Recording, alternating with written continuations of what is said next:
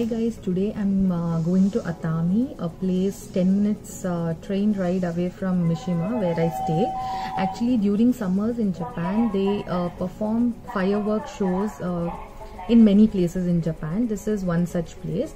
Here they usually, they perform this fireworks show on a beach, and it's really nice, and the ambience is really beautiful. So I'll be going now. I thought I'll share this with you guys too. As we celebrate Deepavali in India, even in Japan during summers they perform these fireworks shows, and if you're in Japan during summers, you should definitely search for places where they perform this event and go watch them. It will be very nice. So I'll be going there. I'll be sharing a few clips of the fireworks show.